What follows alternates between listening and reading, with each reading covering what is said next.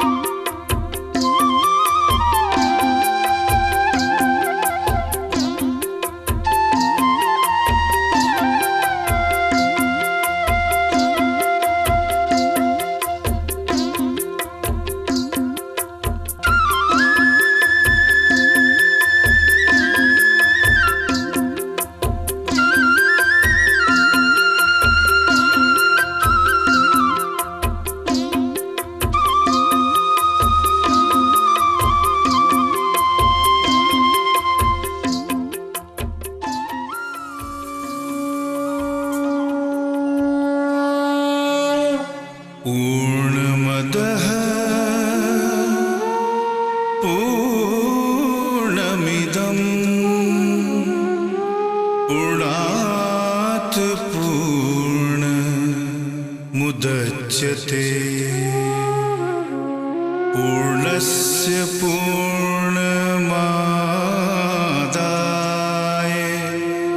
पूर्णमेवावशिष्यते।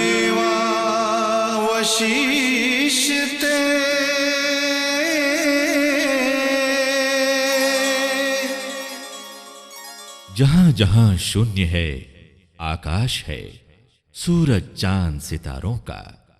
जहां जहां धरती है विश्वास है, फूलों और बहारों का। पर जहां जहां क्षितिज है इतिहास है, मनुष्य के चमत्कारों का। मनीषी मानते आए हैं कि मानव का दानव होना उसकी हार है, मनुष्य का मानव होना उसका संस्कार है, और मानव का महामानव होना उसका चमत्कार है।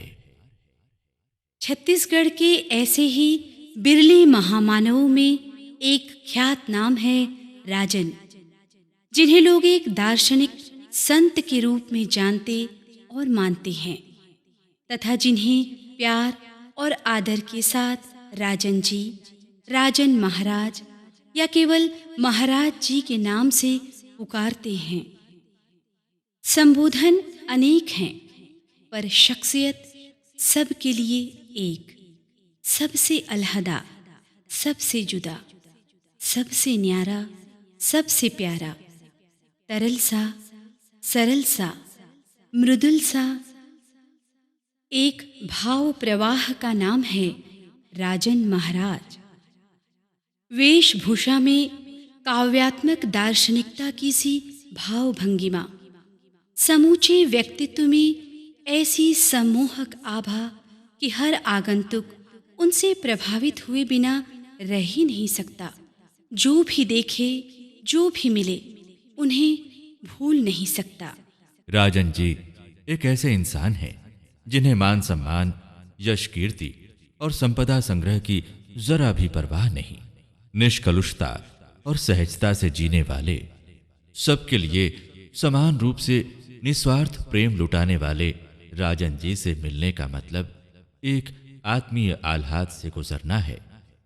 उदार व्यवहार और मीठी वाणी के धनी राजन जी से मिलकर एक सामान्य आदमी भी अपने भीतर एक बड़प्पन का एहसास लेकर लौटता है।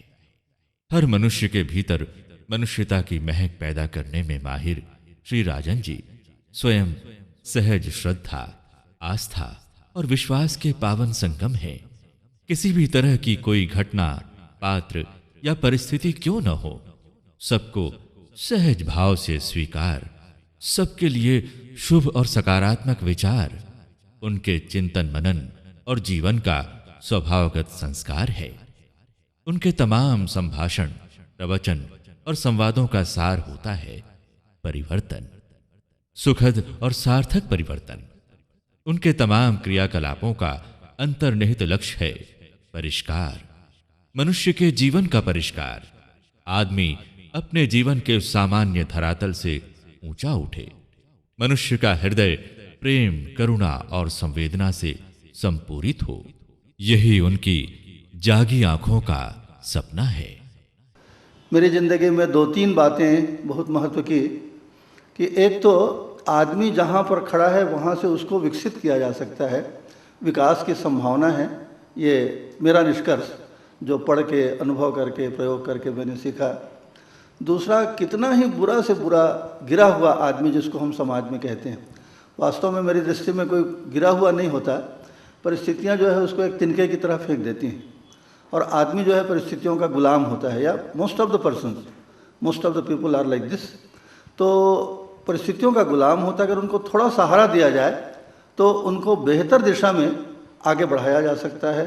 वे जहाँ भी होते हैं अपनेपन का खुशनुमा माहौल हर पल बना रहता है। एक तो जोक सुना, आप लोग खूब हंसिए। लोग उन्हें छोड़कर जाना नहीं चाहते। जीवन के किसी भी पहलू का बारीक से बारीक विश्लेषण, किसी भी समस्या का सरल और व्यवहारिक समाधान बताने में समर्थ राजन जी के सामान्य वार्तालाप में भी आत्मीयता की भावना हावी रहती है। निराश और दुखी जनों को उनसे मिलती है आशा और आश्वस्ति की ज्योति, आत्मविश्वास का ऐसा आलोक जो उनके जीवन की अंधेरी राहों को रोशन करता है। विशिष्ट होकर भी विशिष्टता के दंभ से सर्वथा दूर राजन जी से मिलने वालों में देशी भी हैं, विदेशी भी। राजन जी एक ऐसे आईना हैं जिनके समक्ष कोई भी हो अपनी अंतर्वृत्तियों का प्रतिबिंब देख सकता है और अपनी सार्थक दिशा का निर्धारण कर सकता है। अपने नाम के अनुरूप प्रेम, प्रज्ञा और प्रकाश के पर्याय बनकर बेशुमार लोगों के जीवन को सार्थक दिशा देने वाले राजन महाराज सबकी आस्था के केंद्र हैं, सबके बीच प्रणम्य शिखर पर विराजमान हैं। सच्चे साधु संतों ने एक स्वर से कहा है, अपेक्षाएं मत पालिए, क्योंकि अपेक्षा करना ही सारे दुखों की जड़ है। इसी तर्ज पर राजन जी भी लोगों से कहते हैं, याचक नहीं दाता बनिए। जो कुछ भी आपके पास है उसे देते रहने की आदत डालिए। सबके लिए शुभ सोचकर सबको सुख देकर ही आप सच्चा सुख, शांति और सम्मान पा सकते हैं। इस आदर्श को अपने आचरणों में अंगीकार करने वाले राजन महाराज ने सिद्ध कर दिखाया कि भौतिक रूप से संसाधनहीनता के बावजूद फकीरी बादशाहत के साथ कैसे जिया जा सकता है। स्वभावतः बचपन से प्रकृति प्रेमी राजन जी को आध्यात्म के साथ साथ साहित्य, कला, संस्कृति और संगीत से गहरा लगाव है। विभिन्न विषयों के अध्ययन और लेखन के अतिरिक्त गायन में भी विशेष अभिरुचि है।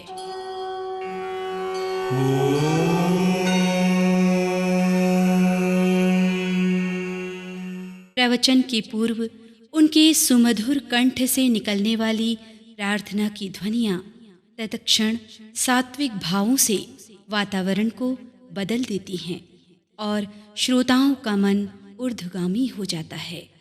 ईश्वर के निराकार और निर्गुण स्वरूप के साथ सगुण और साकार दोनों रूपों में समान रूप से श्रद्धा भाव रखने वाले राजन जी मां काली और औढ़रदानी शिव जी के अनन्य उपासक हैं। उनकी मान्यता है कि सीमाबद्ध सभी दैवीय आकृतियां असीमित सत्ता के अस्तित्व का बोध कराने में प्रेरक की भूमिका निभाती हैं। नमामि शमीशान निर्वाण रूपम विभुं व्यापकं ब्रह्मवेद स्वरूपम निजं निर्गुणं निर्विकल्पं निरीहं निराकार मोंकार मूलं तुरीयम्।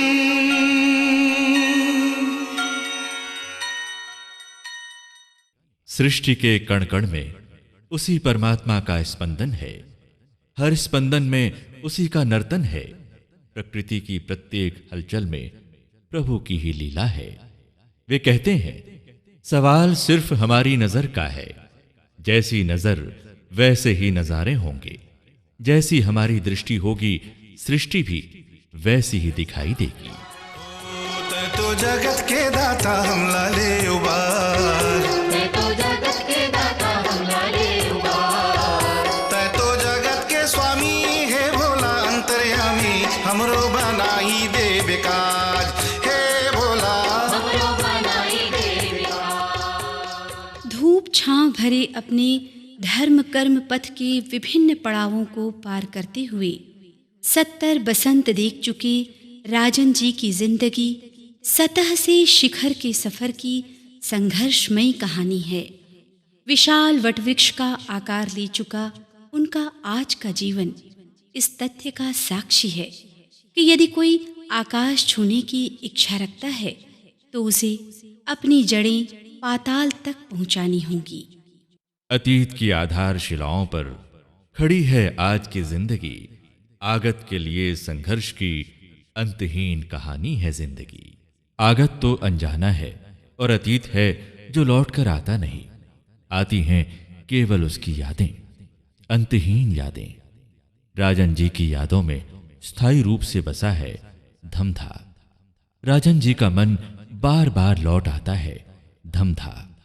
गोंडवाना राजनगरी धमधा, संत धर्मदास की धर्म नगरी धमधा, ताल तलैयों की नगरी धमधा।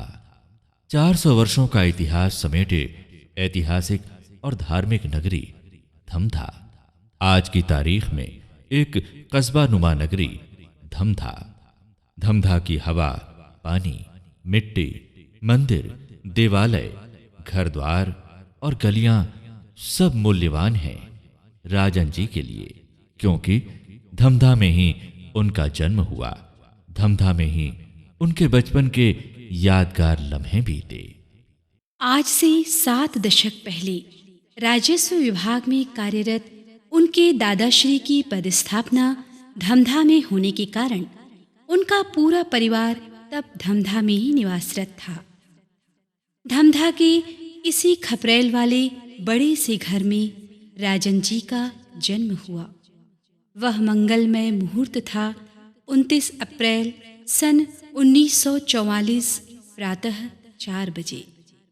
धर्मनिष्ठ पिताश्री विष्णु प्रसाद शुक्ल और कंचन सी काया वाली माँ हेमा देवी ने अपने इकलौते लाडले का नाम रखा राजकुमार, जिन्हें वे राजन तो कभी प्यार से रजना कहकर पुकारते थे।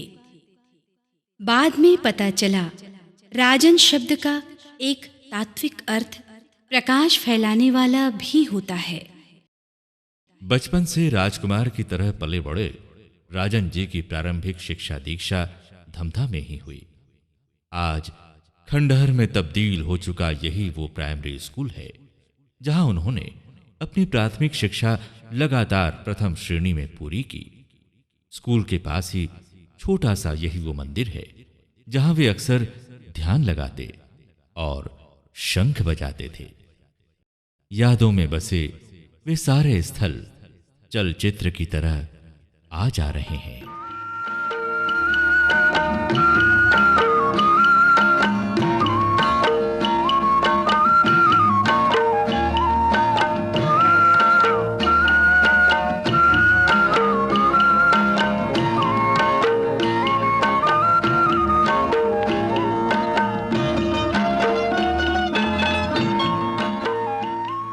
धमधा के इस प्राचीन किले को बचपन से आज तक न जाने कितनी बार वे देख चुके हैं, मगर इस किले और महामाया मंदिर के प्रति एक रहस्यमय आकर्षण राजन जी के मन में आज भी बरकरार है। राजन जी के घर से आत्मीय रिश्ते में बंधे धमधा का धर्मपरायण गुप्ता परिवार, उनके परिवार का हर सदस्य राजन जी को देव तुल्य मानकर पूजा करता आया है। धमधा की यादों से राजन जी का वीतरागी मन कभी मुक्त नहीं हो पाता। धमधा में प्राथमिक शिक्षा पूरी कर लेने के बाद मेधावी छात्र राजन को रायपुर में तब के श्रेष्ठतम सेंट पॉल हाई स्कूल में प्रतिष्ठापूर्वक प्रवेश मिला।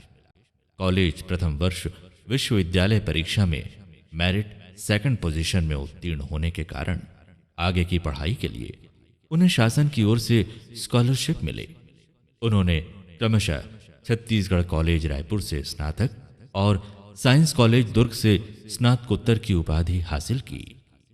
अपने पूरे अध्ययन काल में शिक्षकों के प्रिय पात्र रहे राजन जी अपने सहपाठियों के बीच रहस्यमय आकर्षण के केंद्र थे। यही वो समय था जब उन्होंने कोर्स की किताबों के साथ साथ धर्म, दर्शन, साहित्य, ज्योतिष विज्ञान, अंकशास्त्र, मनोविज्ञान जैसे गूढ़ विषयों का अध्ययन भी जारी रखा। परमहंस योगानंद जी की योगी कथामृत, गोपीनाथ जी की मनीषी की लोक यात्रा, स्वामी विवेकानंद, आचार्य रजनीश, श्री राम शर्मा आचार्य जैसे युग पुरुषों की किताबों ने राजन जी के मन मस्तिष्क में वैचारिक हलचलें तेज कर दी थीं।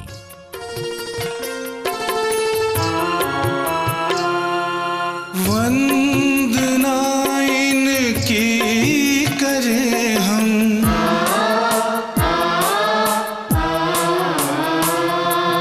वंदना इनकी करें हम, इनसे सुशोभित है धरा।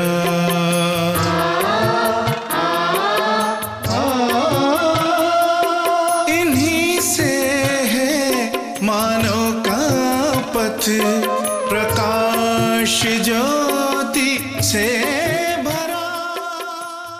इसी दौर के आसपास संयोग से राजन जी की भेंट छत्तीसगढ़ी लोकमंच के विदग्ध कला पुरुष और चंदेनी गोंदा के विख्यात सर्जक दाऊ श्री रामचंद्र देशमुख से हुई। दाऊ जी की पारखी नजरों ने राजन जी की विलक्षणता को तत्काल पहचान लिया। उन्होंने अपने पारिवारिक सदस्य और सांस्कृतिक सलाहकार के रूप में पूरे मान सम्मान के साथ अपने घर पर रखा। इस तरह राजन जी ने अपने 9 कीमती वर्ष दाऊ जी के अंतरंग सानिध्य में बिताए। यही उनकी सतत साधना के चरमोत्कर्ष का काल था। साधना के लिए वांछित हर तरह की सहूलियतें दाऊ जी ने मुहैया कराईं। राजन जी मानते हैं कि दाऊ श्री रामचंद्र बेहद समझदार और संवेदनशील इंसान थे। जीवन के बहुत से बारीक और व्यवहारिक पहलुओं की जानकारी उन्हें दाऊ जी से ही मिली। एक समय ऐसा भी था जब अनवरत ज्ञान की प्यास और सूक्ष्म तत्व की तलाश राजन जी को कहीं भी चैन नहीं लेने दे रही थी। तुमने किया ना याद कभी भूल कर हमें, हमने तुम्हारी याद में सब कुछ बुला दिया।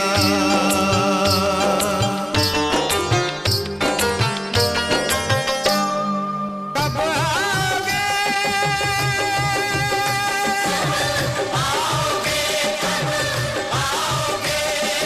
जिस्म से जान जुदा होगी क्या, तब आओगे। इसी मनोदशा में वे शांति कुंज हरिद्वार की यात्रा पर चले गए। वहां युग निर्माण योजना के प्रणेता और विचार क्रांति अभियान के सूत्रधार श्री राम शर्मा आचार्य जी से उनकी भेंट हुई। अपने समय के महान तपोनिष्ठ और युग प्रवर्तक श्री आचार्य जी के पावन सानिध्य ने राजन जी को बहुत राहत दी। उनसे साधना संबंधी बहुत सी गूढ़ बातों की जानकारियां मिली।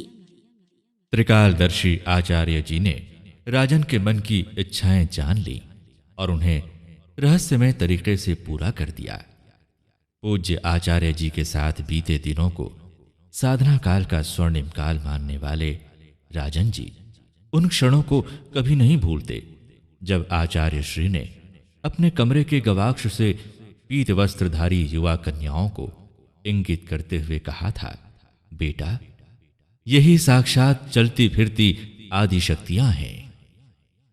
इन्हीं दिनों बचपन से मलंग और घुमक्कड़ वृत्ति वाले अद्भुत संत के संपर्क में राजन जी आए और लंबे समय तक उनके सानिध्य में रहे। छत्तीसगढ़ के अलावा बाहर भी बालक भगवान के नाम से विख्यात इस संत को बच्चा बच्चा जानता था। आसमान अपनी छत और धरती का हर कोना अपना घर मानकर मात्र लाल लंगोटी के सहारे जीवन गुजार देने वाले पूज्य बालक भगवान से राजन जी की प्रगाढ़ता इतनी थी कि उन्होंने भगवान के जीवन पर एक किताब लिखी, जिसका विमोचन स्वयं बालक भगवान ने अपनी महासमाधि के ठीक कुछ दिन पहले ही किया था।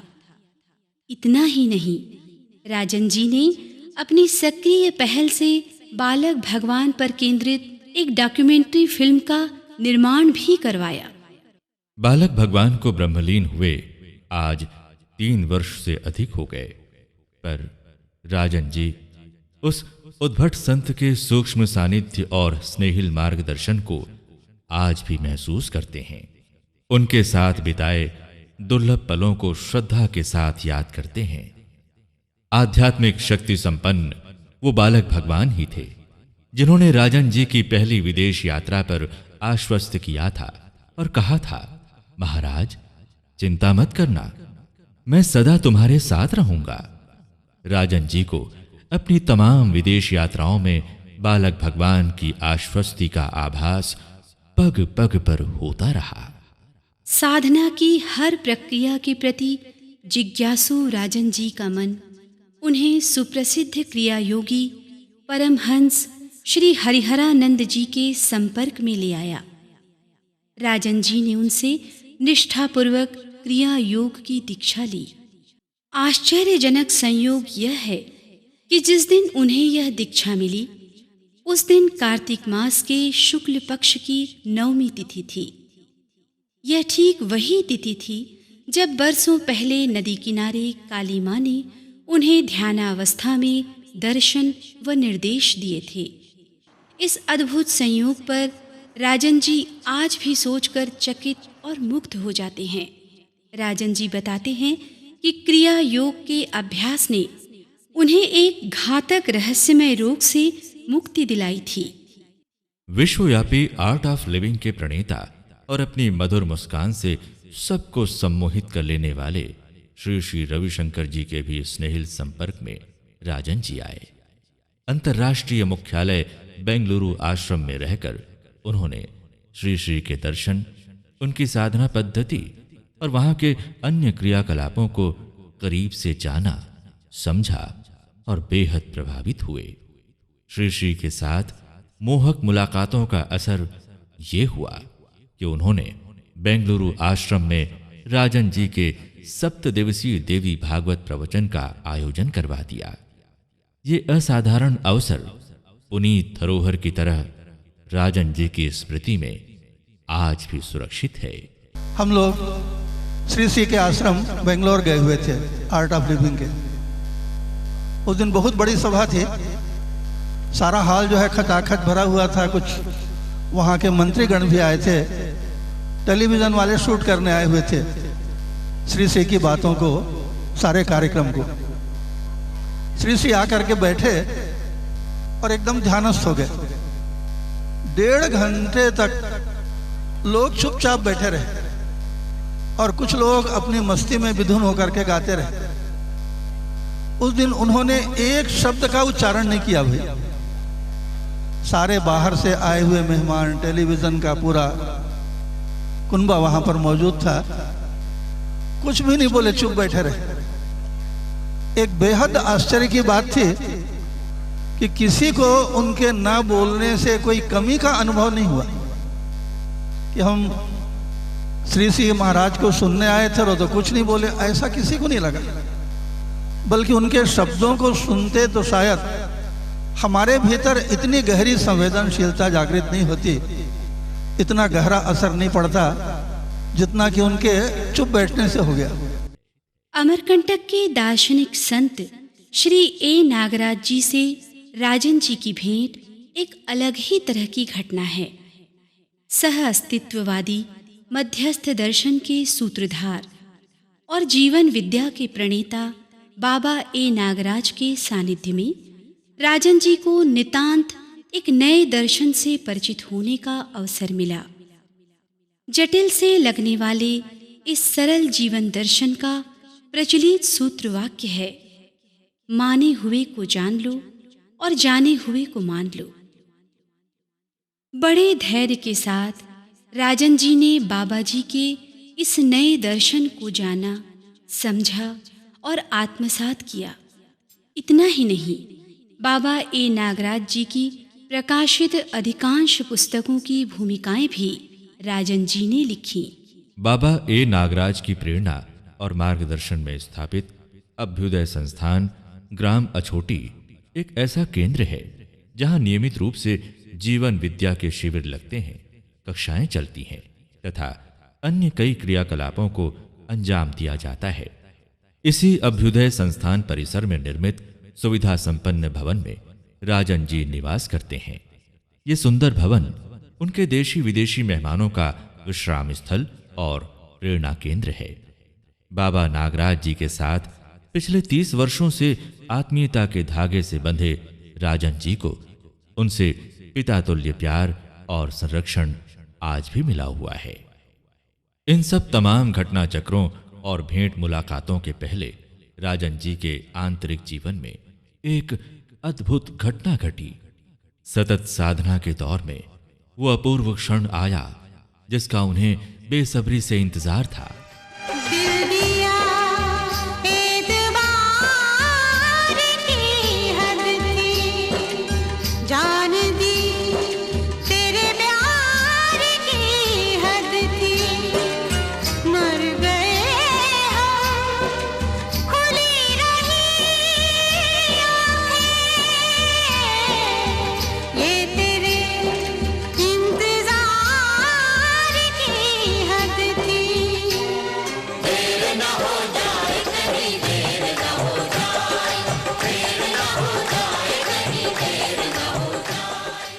अचानक एक दिन उन्हें अपने भीतर शून्यता की सी अलौकिक अनुभूतियां हुई। वे अननुभूत आत्मबोध की आसंग चेतना से भर उठे। ये वो दुर्लभ पल थे जब दीर्घकाल से भटकते तड़पते मन को स्थिर मुकाम मिला, जिसकी चाहत उन्हें बचपन से थी। उनके अंतरतम से प्रस्फुटित दिव्य शक्तियां कभी संभाषण, कभी उद्बोधन, व्याख्यान, भागवत प्रवचन, यज्ञ हवन के रूप में श्रृंखलाबद्ध चहुओर लोक जीवन में बिखरने लगी।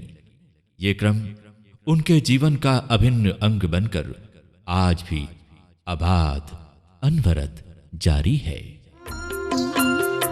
दिया जले अगम का,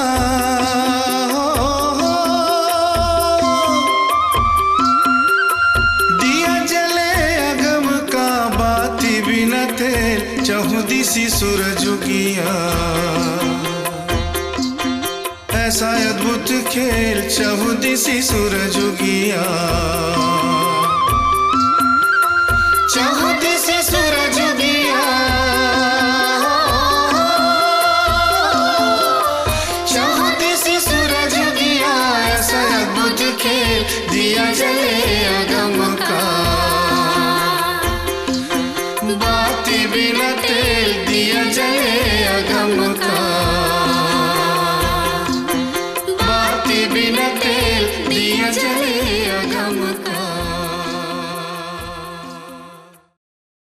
आज राजन जी कभी देवी भागवत तो कभी श्रीमद् महाभागवत के माध्यम से गांव-गांव, शहर-शहर, घरों और परिवारों में, धर्मस्थलों और देवालयों में सन्मार्ग का शीतल प्रकाश फैलाने में लगे हुए हैं।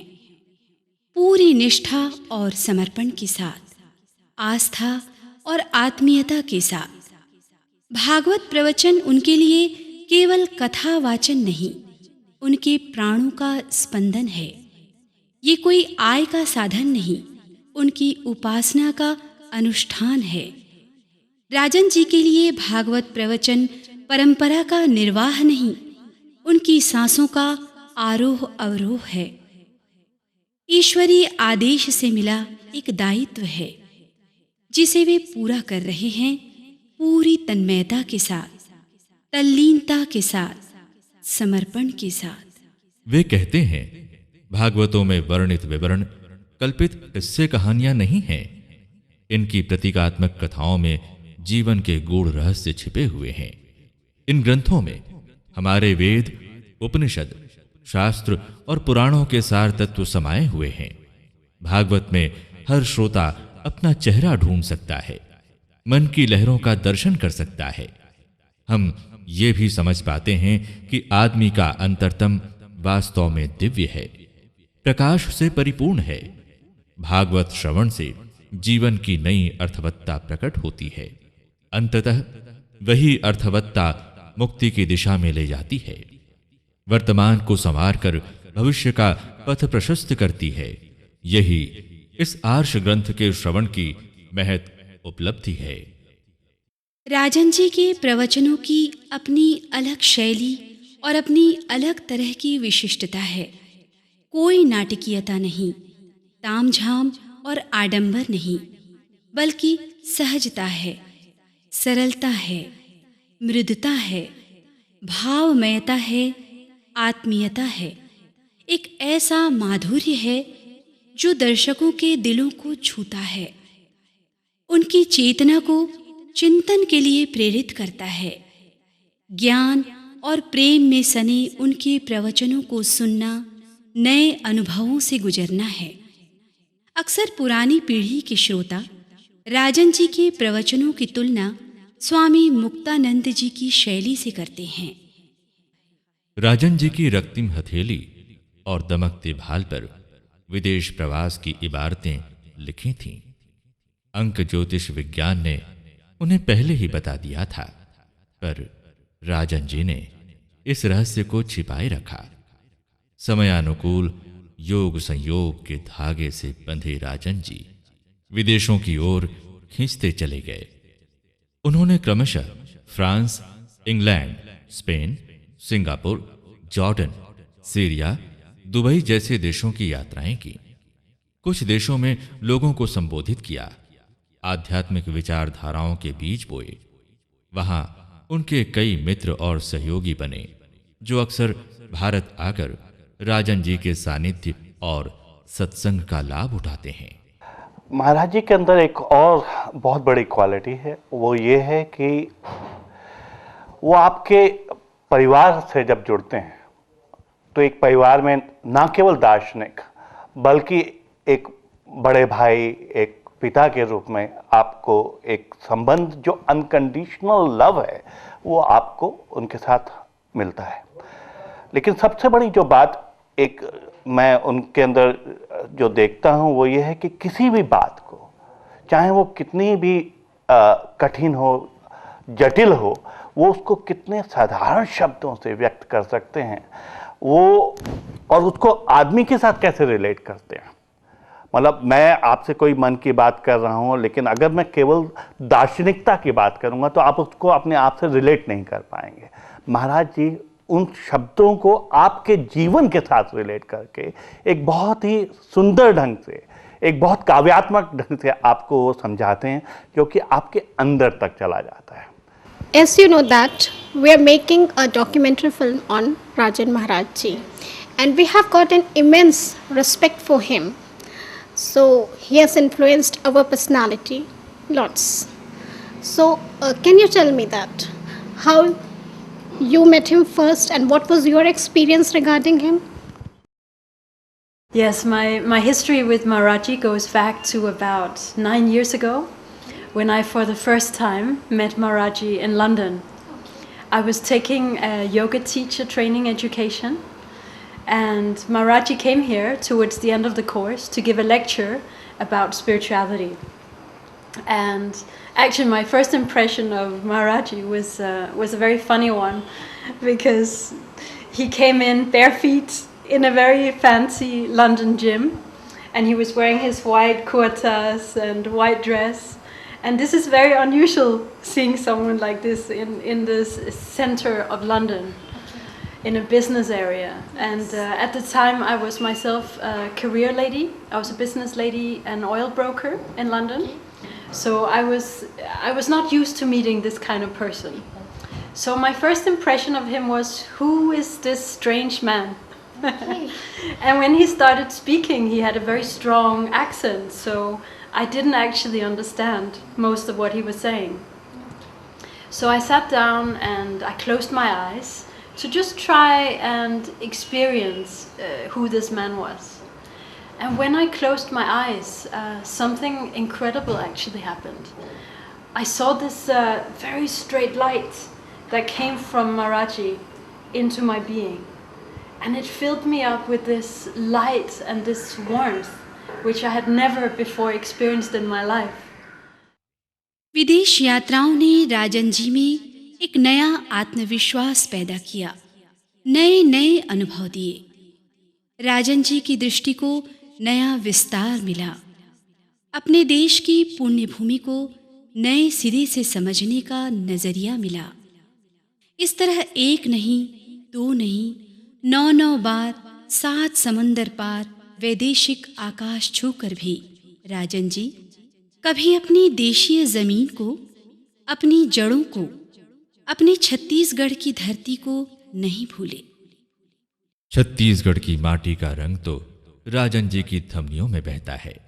आखिर छत्तीसगढ़ की धरती ही उनकी जन्मभूमि और मूल कर्मभूमि है। इस पुण्य भूमि के इतिहास और पुरातात्विक महत्व पर उन्हें गर्व है। छत्तीसगढ़ में उनके विदेशी मित्र जब भी उनसे मिलने आया करते हैं तो उन्हें लेकर दर्शनीय स्थलों की सैर कराने, उन स्थलों के महत्व बताने में राजन जी को आनंद आता है।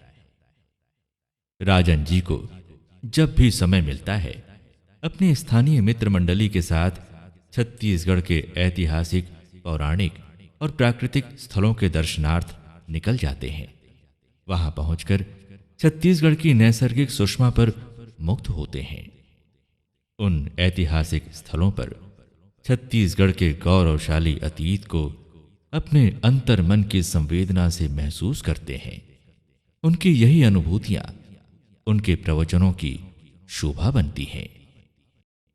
भारतीय परंपराओं और संस्कारों में रचा बसा मन तीर्थ यात्राओं के लिए ललकता ही है। राजन जी तीर्थ स्थलों की यात्राओं का कोई भी अवसर नहीं छोड़ते।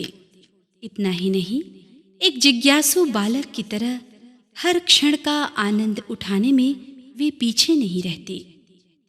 इस तरह छत्तीसगढ़ के अलावा देश के अन्य कई तीर्थ स्थलों की, दर्शनीय स्थलों की यात्राएं उन्होंने कई कई बार की और धन्यता का, प्रसन्नता का अनुभव किया है।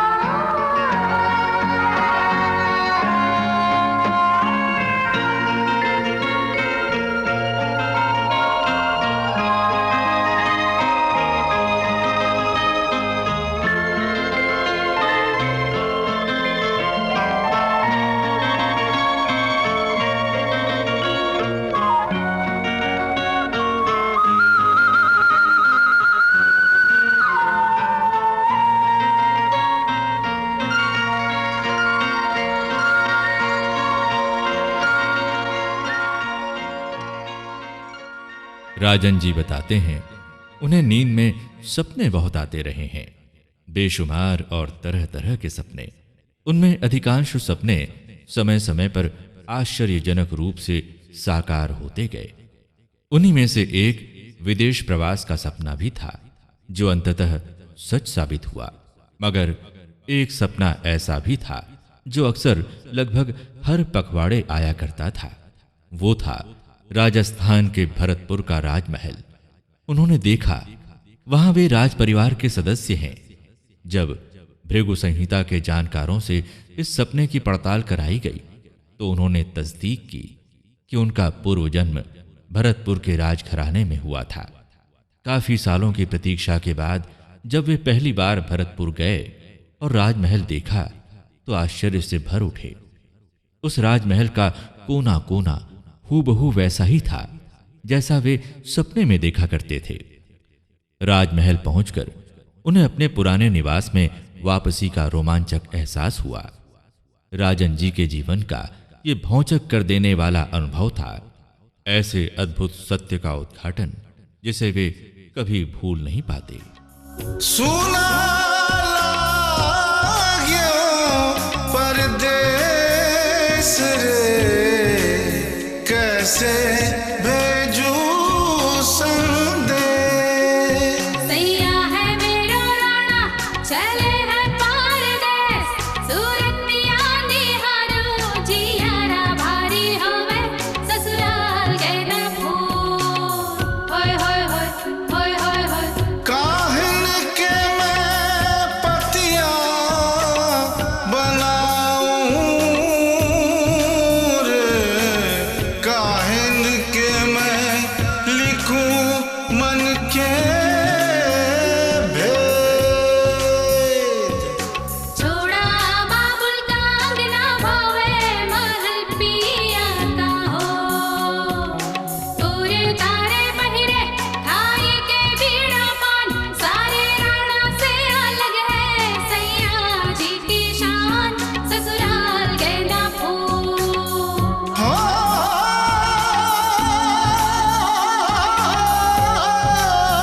होय होय होय होय होय होय। सुना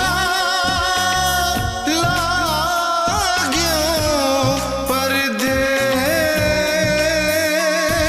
रे, कैसे भेजू संदेश। सैया छेड़ देवे, ननद चुटकी लेवे, ससुराल गए न भूल।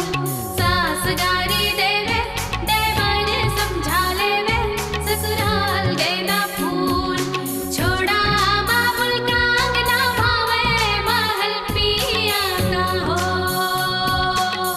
होय होय होय होय होय होय होय होय होय होय होय होय होय होय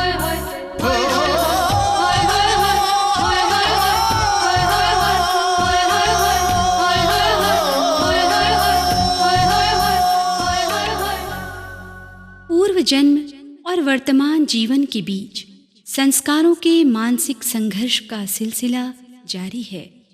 इस सिलसिले ने राजन जी में एक नई समझ को जन्म दिया। मानस की एक चौपाई उन्हें याद आती है। शिवजी माता पार्वती से कहते हैं, उमा कहूँ मैं अनुभव अपना, सत हरि भजन जगत सब सपना। राजन जी अपने प्रवचनों में कहते हैं, ये जगत सचमुच एक सपना ही है जिसे हम अपनी अज्ञान निद्रा में जागी आंखों से देखते रहने के आदी हो चुके हैं। इस अज्ञान निद्रा से जागना हमारे जीवन का लक्ष्य है। अब हम चलते हैं मोहदी से लगे गांव नारधा का सुप्रसिद्ध रुखड़नाथ मठ। 400 साल पुराना यह ऐतिहासिक मठ राजन जी के परिवार का आराध्य स्थल और स्वयं राजन जी के लिए प्रारंभ से ही प्राण स्थल रहा है। यही वो पुण्य स्थल है जहां पुत्र पाने की उनकी मां की मनौती पूरी हुई थी। जो होनहार बेटा पैदा हुआ वो कोई और नहीं, स्वयं राजन जी हैं। यही वो शक्ति स्थल है जहां राजन जी को दिशा निर्देश के साथ साथ आगामी कार्य योजनाओं की अंतर्प्रेरणा मिलती है। वर्षों पूर्व यहीं से उन्हें भागवत प्रवचन का आदेश मिला था। यही है वो पुनीत स्थल जहां उन्हें अतीव शांति, आनंद, आश्वस्ति और कठिन से कठिन समस्या का समाधान मिलता है। यही वो स्थल है जहां नारधावासी स्वर्गीय श्री रामकृष्ण चौबे जैसे संकल्पवान साधक और प्यारे इंसान से भेंट हुई थी, जिन्होंने विश्वास पूर्वक कहा था, बाबा रुखड़नाथ जी की सूक्ष्म उपस्थिति और प्रभाव को यहां आज भी महसूसा जा सकता है। इस आश्चर्यजनक सच्चाई का गवाह सारा गांव है कि पिछले 400 सालों में आज तक किसी विषैले सर्प ने किसी को कभी काटा नहीं है।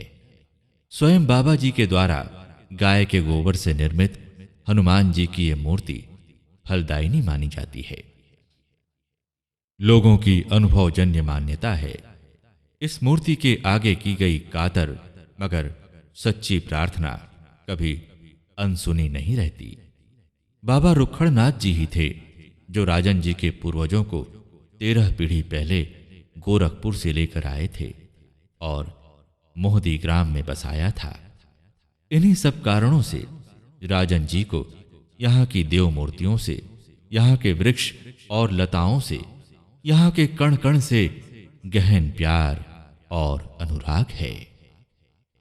बाबा रुखड़नाथ जी की ही सूक्ष्म प्रेरणा से राजन जी ने हर साल कार्तिक पूर्णिमा को रुखड़नाथ महोत्सव आयोजित करने का सत संकल्प लिया था।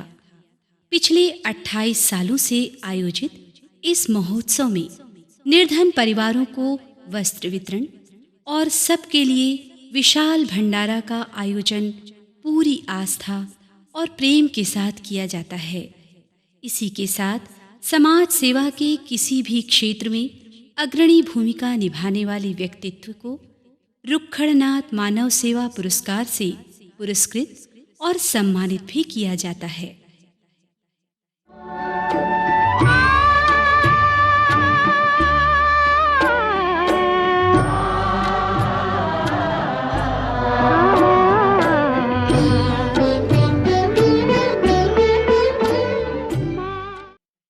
नारधा से लगा हुआ मोहती राजन जी का पैतृक ग्राम है। यहाँ उनके पूर्वज पीढ़ियों से रहते आए हैं। माता पिता के अनंत लीन हो जाने के बाद यहाँ स्थायी रूप से रहने वाला कोई नहीं है। राजन जी बीच बीच में अक्सर यहाँ आते हैं और माता पिता के साथ बिताए दिनों की यादों में खो जाते हैं।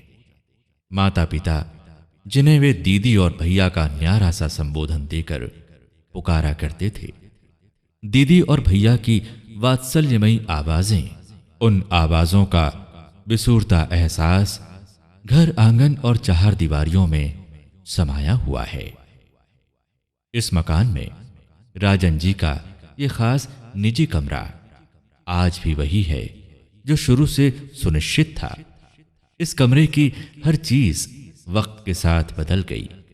यदि नहीं बदली तो काली मां की 50 साल पुरानी वो तस्वीर जिसे राजन जी एक मेले से खरीद कर लाए थे, अपने जीवन की इस अनमोल निशानी को वे आज तक सहेजे हुए हैं। राजन जी इसे केवल कागज की तस्वीर नहीं, अपने ख्वाबों की रूहानी ताबीर मानते हैं। बचपन से आज तक काली मां की ये तस्वीर उनके जहन में छाई रहती है। या देवी सर्वभूतेषु मातृरूपेण संस्थिता नमस्तस्यै नमस्तस्यै नमस्तस्यै नमो नमः।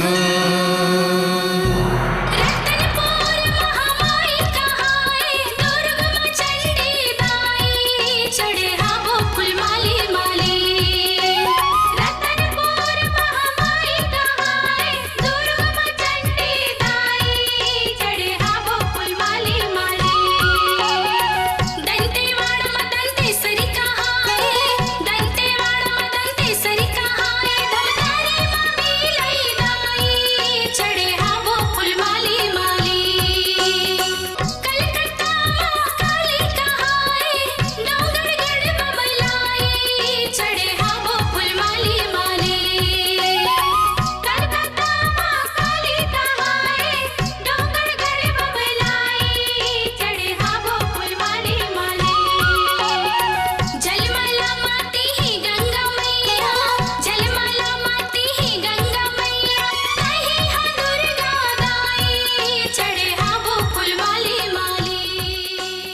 खेत खार के मेड़ों से तालाब के पार पेड़ों की कतारों के बीच गुजरते हुए राजन जी के साथ साथ चलता है विचारों का कारवां।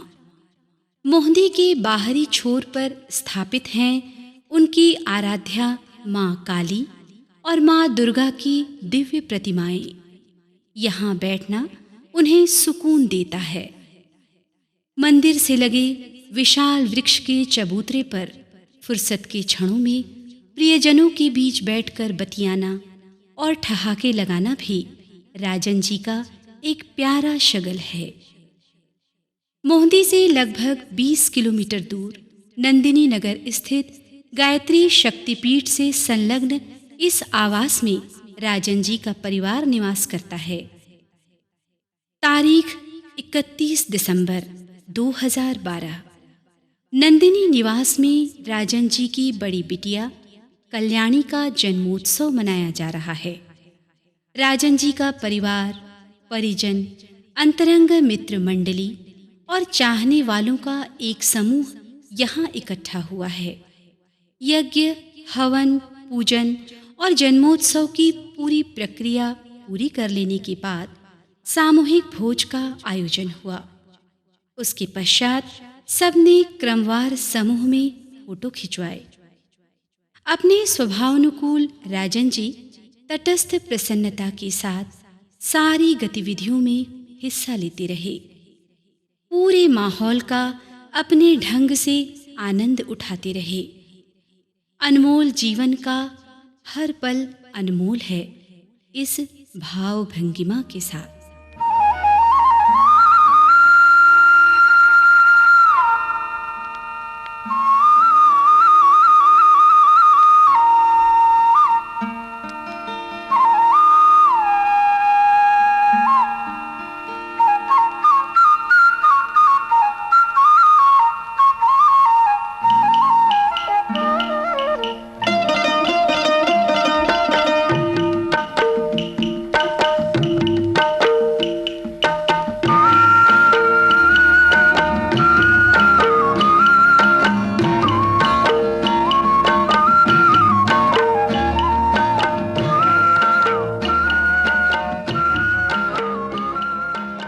हाल के वर्षों में राजन जी के मिशनरी सफर का एक नया पड़ाव बनकर उभरा है घुपसाल।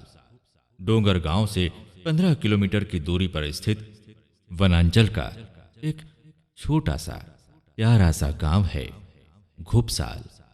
चारों ओर मनोरम पहाड़ियों और वनों से घिरे इस गांव में राजन जी का एक नया स्वप्न केंद्र आकार ले रहा है। जन जागृति संस्थान के रूप में विकसित हो रहा ये केंद्र अभी नितांत प्रारंभिक अवस्था में है। राजन जी के आत्मीय श्री मंगलदास जी मंगलम प्राणपण से इस कार्य को विस्तार देने में जुटे हैं। राजन जी पिछले कुछ सालों से घुपसाल की अक्सर यात्राएं करते हैं। वहां सत्संग समागम और चर्चा शिविरों में घुपसाल केंद्र की भावी योजनाओं के बारे में ग्रामवासियों को विस्तार से बताया जाता है। इस क्षेत्र में नायक परिवार, श्री रंजन साहू परिवार, श्री राम सर जैसे कई धर्म प्रेमी परिवार हैं जो राजन जी के साथ आत्मीयता और प्रेम के अटूट धागे से बंधे हैं। श्रद्धालु ग्रामीण जन तो उन्हें देवता की तरह ही पूजते हैं। श्रद्धा की सुगंध से ओत-प्रोत गांव के एक टीले में मंदिर, देवालय और उनके भीतर स्थापित देवी देवताओं की अति सुंदर मूर्तियां हर दर्शनार्थी का मन मोह लेती हैं। इस टीले के ठीक नीचे ही राजन जी का वो ड्रीम प्रोजेक्ट है जो विस्तार की राह पर है। दिनांक 3 जुलाई 2012, दिन मंगलवार। आज गुरु पूर्णिमा है। इस साल गुरु पूर्णिमा का पवित्र पर्व दुर्ग निवासी श्री अशोक तिवारी के निवास पर मनाया जा रहा है। व्यास पीठिका पर सुशोभित श्री राजन का संक्षिप्त उद्बोधन हुआ। दुनिया में अलग अलग तरह के गुरु हैं। सभी रास्तों में जाने की ज़रूरत भी नहीं है और सभी गुरुओं की भी ज़रूरत नहीं है। आपको क्या चाहिए, आपकी क्या ज़रूरत है, आपके संस्कार, आपकी पसंदगी, आप किस वातावरण से निकल के आए हैं, माने जीवन की इस अंतर यात्रा में आप कहाँ पर खड़े हैं, उस बिंदु को पहचानना ज़रूरी है। और जहाँ पर आप खड़े हैं वहाँ से जो अंतिम सत्य तक का रास्ता आपको बता सके, वो आपके लिए सबसे अच्छा गुरु है। तो इसमें दो तरह की परंपराएं हुई, परमात्मा से दैवी शक्ति से जोड़ने के लिए, क्योंकि निराकार परमात्मा की कल्पना या अवधारणा हम में से हजारों लोग नहीं कर पाते। तो इसलिए परमात्मा को हम माँ के या पिता के रूप में, त्वमेव माता च पिता त्वमेव, माता या पिता के रूप में, माने किसी व्यक्ति के रूप में, आकार के रूप में मानते हैं। उसी को काली, दुर्गा, सरस्वती, लक्ष्मी, गायत्री माता अगर माँ के रूप में मानेंगे तो विष्णु भगवान, शंकर भगवान, हनुमान जी, या किसी गुरु के रूप में कुछ लोग गुरु को ही भगवान मानते हैं। इस तरह की परंपराओं का विकास हुआ। तीसरा, जो आप पूछ रहे थे कि गुरु को कैसे पहचानेंगे, तो जो व्यक्ति के रूप में गुरु होते हैं तो बोल के आपको बता देते हैं, और अगर आप अपने अंतःकरण को या किसी दैवी सत्ता को गुरु मानेंगे तो शुरू में तो शून्य लगता है, कुछ सुनाई नहीं पड़ता।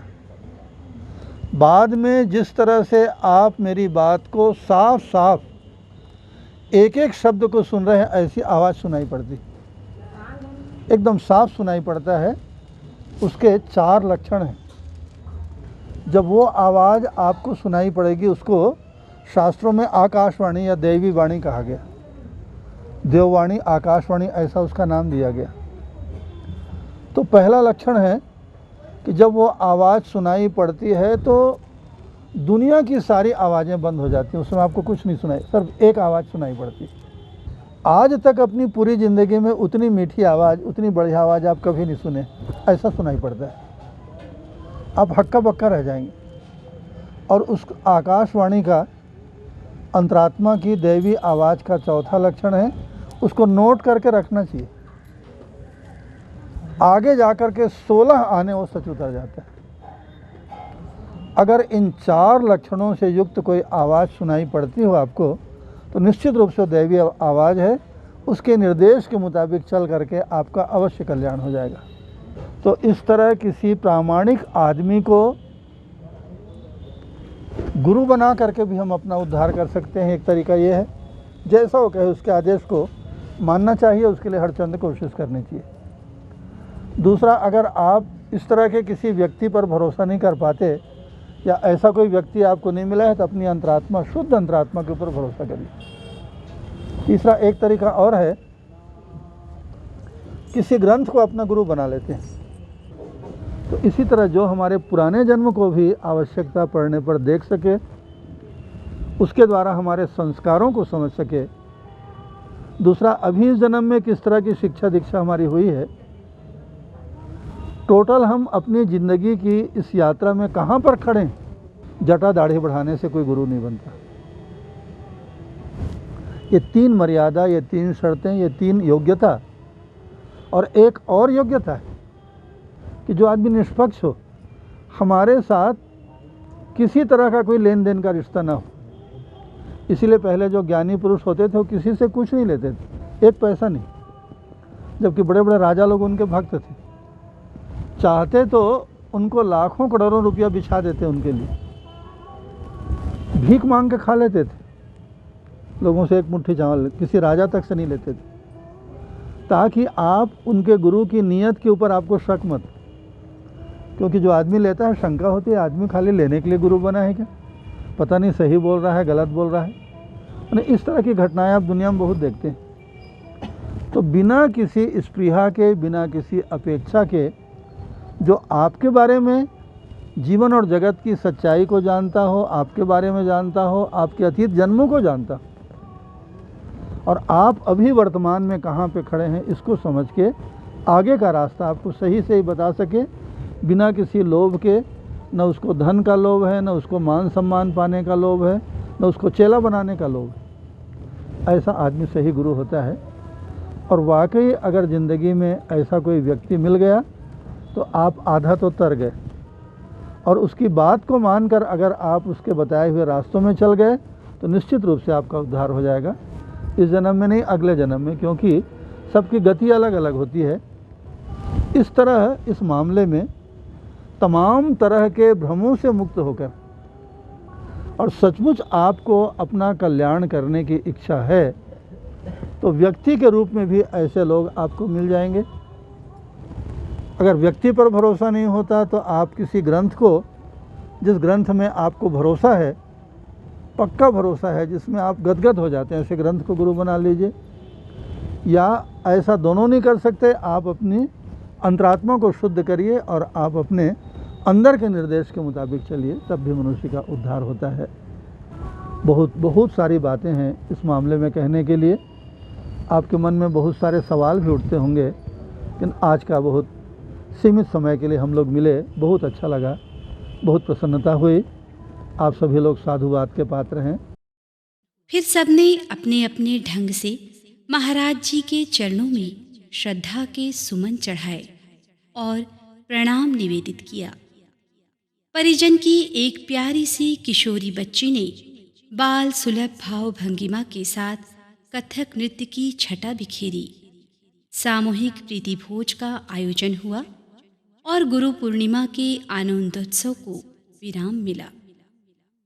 सुप्रसिद्ध लोकरंग अर्जुंदा के संचालक संरक्षक श्री दीपक चंद्राकर राजन महाराज जी के व्यक्तित्व से अभिभूत हैं और उन्हें छत्तीसगढ़ के शीर्षस्थ गौरव पुरुषों में एक मानते हैं। राजन जी तिर अपन दिल के कोई भी बात पूरा आप विश्वास के साथ अपन अच्छा बुरा दोनों पक्ष ला रख सकत हो और अतेक अच्छा ढंग से समझाते, अतेक अच्छा ढंग के हमारा मार्गदर्शन देते। तब से मोला लगिस कि हमारे छत्तीसगढ़ में हमारे बीच में ऐसे संत है जेकर द्वारा हम एक अच्छा रास्ता, जेकर बताए द्वारा अच्छा रास्ता चुन सकत हन। राजन जी के गृह गांव मोहदी में ही उन्हें सम्मानित करने के लिए श्री दीपक ने वहां लोकरंग का निःशुल्क प्रदर्शन रखा और पूरी हार्दिकता के साथ अपने लोकरंग के सांस्कृतिक मंच पर राजन जी को सम्मानित किया। पगड़ी, शॉल, श्रीफल, स्मृति चिन्ह और पुष्पमालाओं के साथ सारे कलाकारों ने अपनी सारी श्रद्धा देवतुल्य राजन जी के चरणों में उड़ेल दी। एक बूंद मिल जाए गरल का उस प्याला से, जिसे पान कर मीरा ने वह शक्ति पाई थी।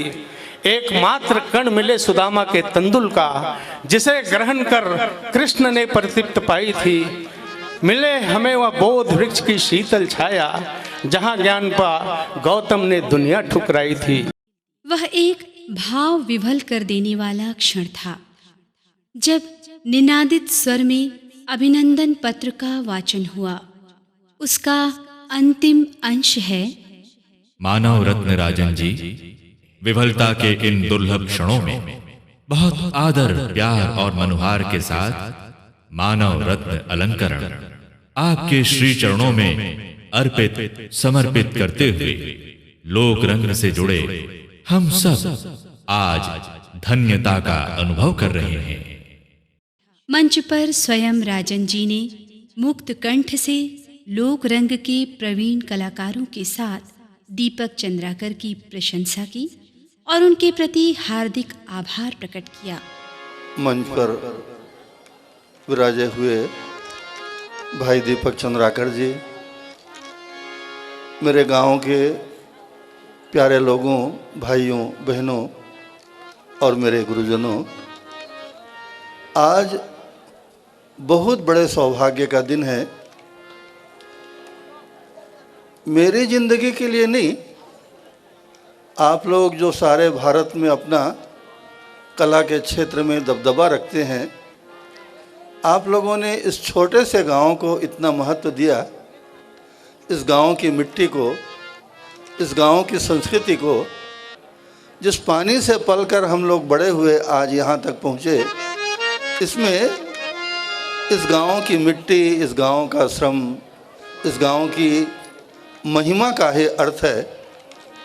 यह गांव को मिलने वाला सम्मान है। गणपति देवा जय हो गजानन, गणपति देवा जय हो गजानन। राजन जी ने अपने साधना काल में अनेक प्रयोगों के बीच एक कठिन संकल्प लिया था। अर्थोपार्जन की नियत से कोई भी उद्यम न करने का संकल्प। इस संकल्प को वे निष्ठापूर्वक निभाते चले आए हैं और ईश्वर ने अपने भक्त की संकल्प रक्षा का भार सदा वहन किया है। यहां तक कि राजन जी के बच्चों के विवाह उनके स्नेहियों ने सहजता से संपन्न करवाए। उनके कई कई बार विदेश यात्राओं का व्यय भार भी उनके उदार मित्रों ने सहर्ष उठाया। स्वयं राजन जी ने तो एक साइकिल भी खरीदने की जहमत जिंदगी में नहीं उठाई, मगर उनकी अनवरत यात्राओं के लिए साधन सुविधाएं सदा उनके द्वार पर उपलब्ध रहीं। ये सब उसी आस्था, विश्वास और समर्पण की अपरिहार्य परिणतियां हैं, जिसे गीता में स्वयं भगवान श्री कृष्ण ने कहा है, जो अनन्य प्रेमी भक्तजन मुझ परमेश्वर को निरंतर चिंतन करते हुए निष्काम भाव से भजते हैं, उन पुरुषों का योगक्षेम मैं स्वयं सुलभ कर देता हूं। राजन जी का समूचा जीवन इस श्लोक की सत्यता का साक्षी है। जिसकी जीवन नैया का खेवनहार खुद ईश्वर है, उसे भला पतवार की क्या दरकार।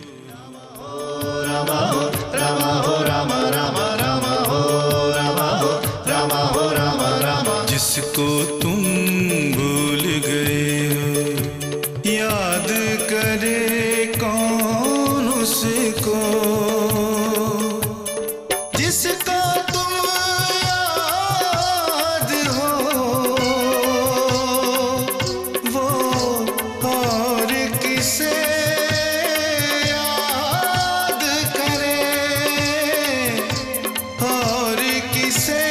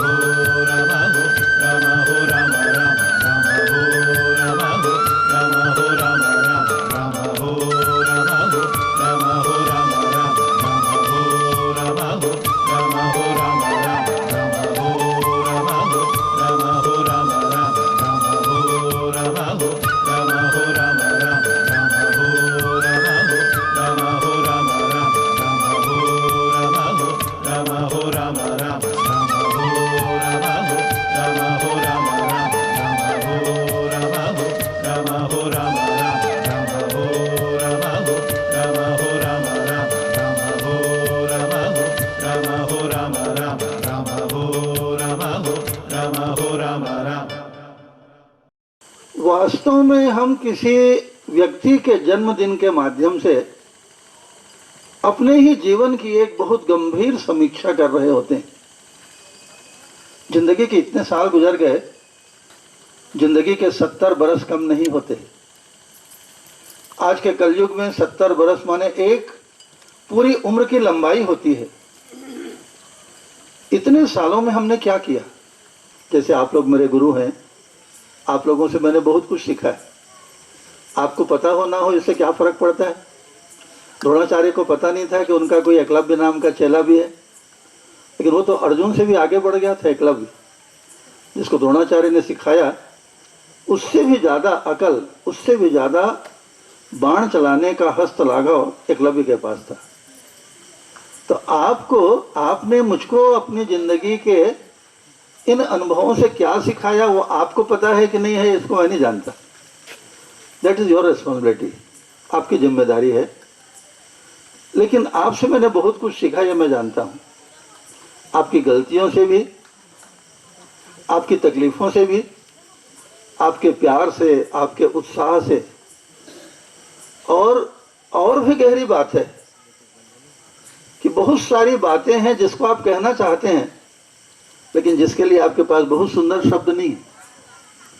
या हमारे देश में बहुत सारे सामाजिक संकोच हैं, जिसकी वजह से आदमी बहुत सारी चीज़ों को कहना चाह के भी कह नहीं पाता, लेकिन वो बातें भी ईश्वर की दया से मुझको समझ में आती है। मैं तो एकदम छोटे बच्चों की तरह था, आज भी हूँ। आपके प्रेम की, स्नेह की, आपके प्रोत्साहन की कीमत को कहने के लिए बहुत कुछ है, लेकिन फिर कभी अवसर आएगा, फिर हम लोग बैठेंगे। रामचरितमानस की प्रसिद्ध चौपाई है, सुनहु भरत भावी प्रबल, बिलख कहे हु मुनिनाथ, हानि लाभ जीवन मरण, यश अपयश विधि हाथ। संसार में जीवन और मरण विधाता द्वारा निर्धारित विधान है, जिनके आगे मनुष्य सदा से नतमस्तक होता आया है। कुछ अरसा पहले रायपुर निवासी धीरेन शाह जी के असमय और रहस्यमय देहावसान का दर्द अभी बरकरार ही था कि एक दूसरा वज्रपात हो गया। दुर्गवासी श्री विनय संचेती के आकस्मिक निधन ने संयमशील राजन जी के कोमल हृदय को पुनः द्रवित कर दिया। धीरेन शाह और विनय संचेती दोनों बेहद उदार, समझदार और दिलेर इंसान थे। दोनों के साथ राजन जी के प्रगाढ़ आत्मीय संबंध थे। आज वे दोनों इस दुनिया में नहीं हैं, मगर जिस हार्दिकता के साथ वे परमार्थ कार्यों में सहयोग देते रहे, वो अपने आप में एक मिसाल है। उन्होंने ये साबित कर दिखाया कि सार्थक जीवन के लिए उम्र की लंबाई नहीं, कर्म की ऊंचाई मायने रखती है। धीरेन शाह अभ्युदय संस्थान अछोटी के प्रमुख संस्थापकों में से एक थे। वहीं विनय संचेती की एक बड़ी देन है ये डॉक्यूमेंट्री फिल्म, जिसे बहुत जतन और लगन से वे बनवा रहे थे। ये कैसी विडंबना है कि फिल्म पूरी होने के बाद देखने के लिए स्वयं विनय संचेती हमारे बीच नहीं हैं। शेष हैं केवल स्मृतियां, आकुल कर देने वाली स्मृतियां।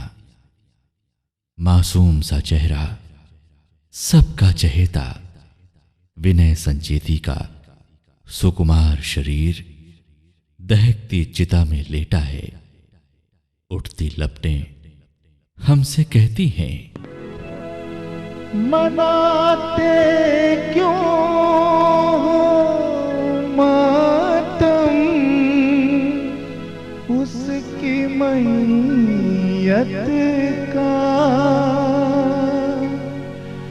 मिली थी उतनी मोहलत जितनी बंदगी थी। ये न सोचो कि उसकी जिंदगी के कितने लम्हे थे।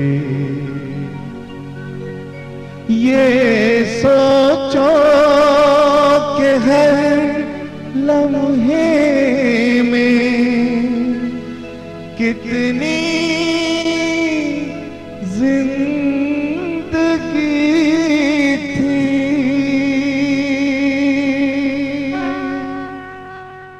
प्यारे विनय, आंखों से भले ओझल हुए हो, पर हमारे दिलों में सदा समाये रहोगे। हम तुम्हें कभी भूल नहीं पाएंगे। राजन जी विनय को कृतज्ञता के साथ याद करते हैं और उसकी रिक्तता को व्यक्तिगत क्षति मानते हैं। वे कहते हैं, धीरेन शाह और विनय संचेती जैसे लोग किसी कीमत से नहीं, किस्मत से मिलते हैं, संयोग से नहीं, सौभाग्य से मिलते हैं। अपनी ही करनी का फल है नेकी और रुसवाइयाँ, आपके साथ ही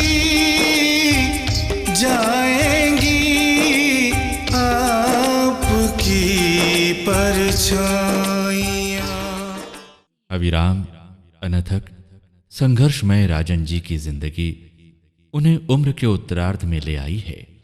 अक्सर अपने जीवन के अतीत का सिंहावलोकन करते रहते हैं।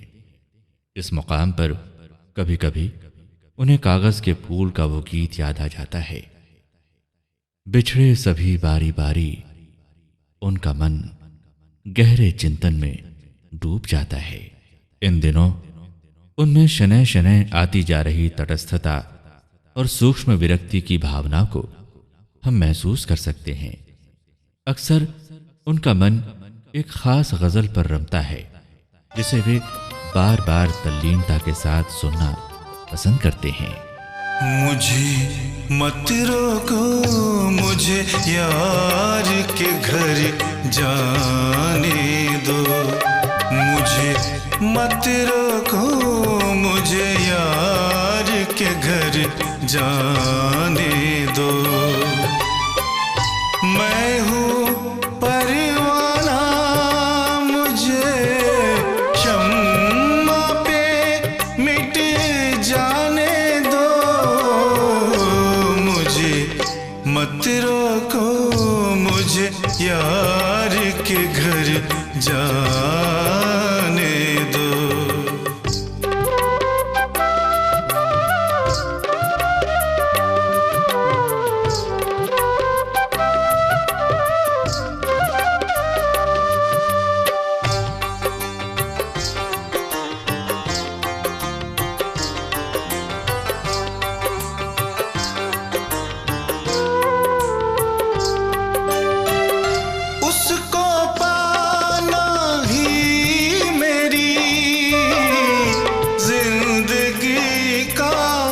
मकसद है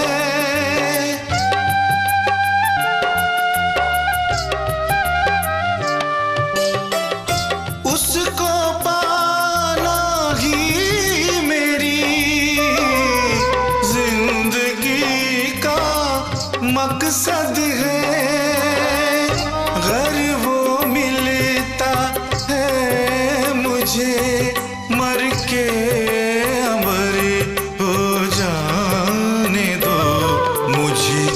मत रोको, मुझे यार के घर जाने दो।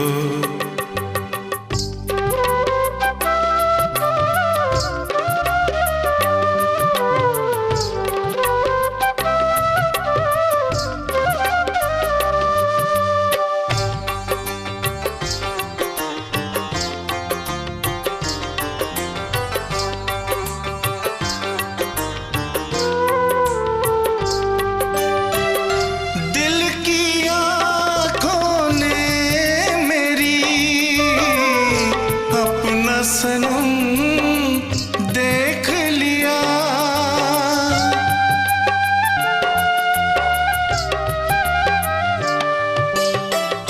दिल की आँखों ने मेरी अपना सनम देख लिया।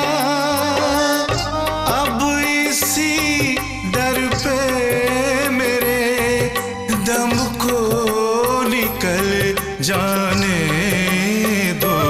मुझे मत रोको, मुझे यार के घर जाने दो। मुझे मत रोको, मुझे यार के घर जाने दो। मैं हूँ परवाना, मुझे शम्मा पे मिट जाने दो। मुझे मत रोको, मुझे यार के घर जाने दो। लेकिन संयम और साधना में तपे राजन जी का दार्शनिक जीवन निराशा, हताशा, अवसाद या पराभव नहीं जानता। परमात्मा भाव संपन्न उनके मानसिक संसार में इन शब्दों का प्रवेश वर्जित है, यह सभी जानते हैं। काफिले के साथ उनका सार्थक सफर निरंतर जारी है और जारी रहेगा, क्योंकि ये सामान्य सफर नहीं है, ये आस्था और विश्वास का सफर है, प्रेम, प्रज्ञा और प्रकाश का सफर है, आदि शक्ति के प्रति संपूर्ण समर्पण का सफर है। ये सफर है उस मंजिल की ओर जिसके आगे राह नहीं है। अंतरात्मा से हम उनके लिए यही कामना करते हैं। प्यारे राजन, न कभी थक सकोगे, न कहीं रुक सकोगे। सुनानी है तुम्हें जग को अमर कहानी पूरी, अमृत कथाएं पूरी। फूल मालाओं के बीच दमकता हुआ चेहरा, प्रेम और करुणा के भावों से पिघलता हुआ चेहरा। सत्य सदा निशब्द होता है। सत्य की भाषा केवल मौन है। इस मौन चेहरे की भाषा हम सुन सकते हैं, समझ सकते हैं। मेरे आत्मीय जनों, तुम सब में मैं परमात्मा का ही प्रकाश देखता हूं। उस प्रकाश को नमन करता हूं। मेरे प्रभु, तुम्हारे दिए आदर, प्यार और दुलार के लिए मैं सदा शुक्रगुजार हूं। तू प्यार का सागर है, तेरी एक बूंद के प्यासे हम, तेरी एक बूंद के प्यासे